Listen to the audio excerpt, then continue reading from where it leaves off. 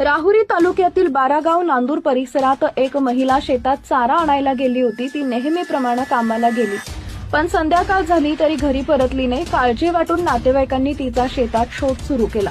परिसरातील 250 ते 300 एकर शेतात या महिलेस वन विभागाचे कर्मचारी व गावातील 700 ते 800 तरुणांनी रात्री 10 वाजेपर्यंत शोध घेतला, परंतु या महिलेचा तपास लागला नाही. बिबट्यानं या महिलेस ओढून नेले असेल तर शरीराची काही अवशेष सापडणं गरजेचं होतं, परंतु असे अवशेष कुठेच दिसले नाही.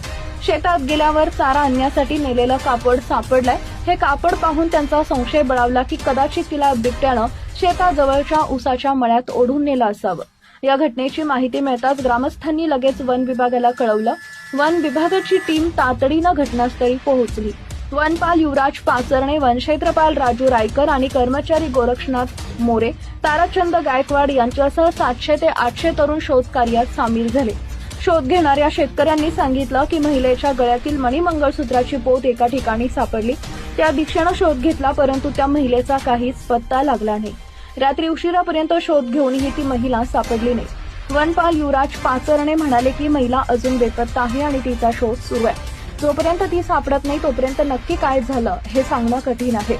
ग्रामस्थांना वाटते की या महिलेस बिबट्यानं नेलं असावं, पण याबाबत ठोस पुरावा अजून हाती आलेला नाहीये. तरीही सगळे जण शोधासाठी प्रयत्न करत आहेत.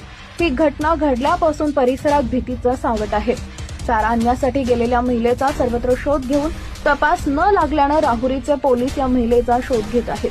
या महिलेजवळील मोबाईल हातात जाईपर्यंत चालू होता. त्यानंतर महिलेचा मोबाईल बंद असल्यानं तांत्रिक विश्लेषणावरून समजलंय. या महिलेबाबत पोलीस सर्व शक्यता पडताळून शोध घेत आहेत. दरम्यान पुढील अपडेटसाठी AM मराठी न्यूजला जरूर सबस्क्राईब करा.